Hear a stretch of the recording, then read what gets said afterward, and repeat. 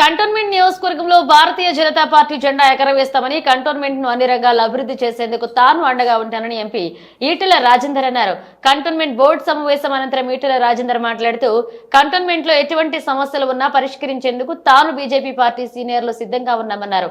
Cantonment అభివృద్ధిపై పాలక మండలితో పాటుగా తాను కూడా ప్రత్యేక శ్రద్ధ పెడుతున్నట్లుగా తెలిపారు. ఆయన ఇక రాబోయే ఎన్నికల్లో ఇక్కడ బీజేపీ జెండా రెపరెపలాడడం జరుగుతుందని ఆయన ధీమా వ్యక్తం చేశారు. ఈ కార్యక్రమంలో కంటోన్మెంట్ నియోజకవర్గ బీజేపీ నాయకులు కార్యకర్తలు పాల్గొన్నారు. రాజ్నాథ్ సింగ్ గారి ఆధ్వర్యంలో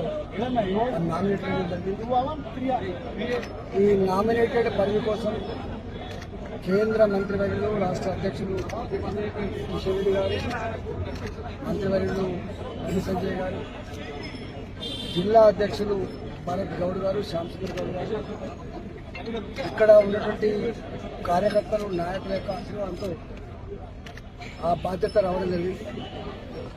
నర్మదా మల్లికార్జున్ అనేక సంవత్సరాలుగా బోర్డు మెంబర్గా, వైస్ చైర్మన్గా బాధ్యతలు నిర్వహించారు. వారి కుటుంబం ఈ కంటోన్మెంట్ పరిధిలో ఎవరికి ఏ ఆపద వచ్చినా, ఏ అవసరమైనా కూడా కాలుకు ముళ్ళుంటే పనుతో సబ్మిట్ చేసేవారు. దాన్ని గుర్తించి వారికి బాగా పట్టడం జరిగింది.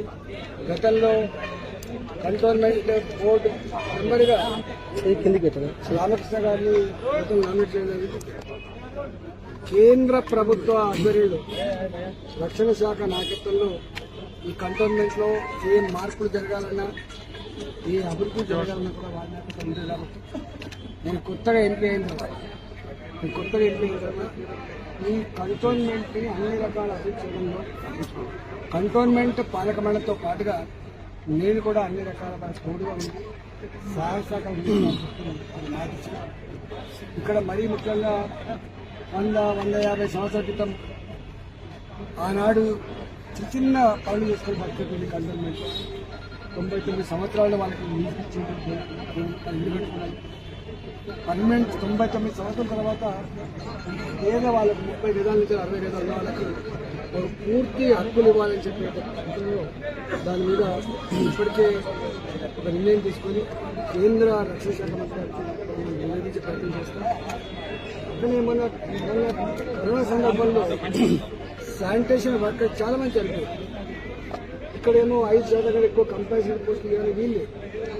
డెఫినెట్ దాని మీద ఇప్పటికే మంత్రి గారి రాష్ట్ర ప్రభుత్వం మధ్యలో కూడా ఇట్లాంటి సమస్య వచ్చినప్పుడు అందరి కంపల్సరీ పోస్ట్ ఇచ్చింది.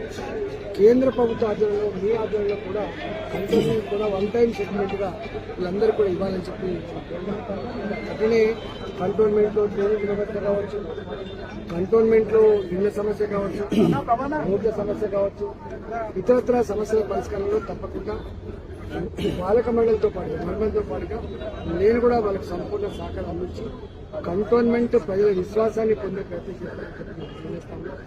కంటోన్మెంట్ మొదటి కూడా మా పార్టీకి అందరూ ఉండే పార్టీ రాబోయే కాలంలో ఎప్పుడు ఎన్నికలు వచ్చినా కూడా కంటోన్మెంట్ బోర్డు మీద Bharatiya Janata party nominate member ప్రమాణ స్వీకారం ఒక ఎంపీ ఎమ్మెల్యే ప్రమాణ స్వీకారం తలపిస్తుంది. కంటోన్మెంట్ లో బీజేపీ జెండా ఎగరడానికి మీ నెక్స్ట్ ప్రణాళిక ఏంటి? యాక్చువల్గా గతంలో రామకృష్ణ గారు చేశారు. మహిళకు అవకాశం ఇచ్చింది, అనుభవశాలికి వచ్చింది.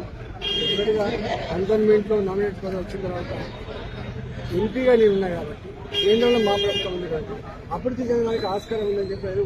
విశ్వాసంగా ఉంది కాబట్టి ఇంత గొప్ప గత 5 సంవత్సరాలుగా కంటోన్మెంట్ ఎన్నికలు నిర్వహించట్లేదు కదా, దాని మీద కూడా ఎన్నికలు నిర్వహించాలని చెప్పి గతంలో కూడా మనకు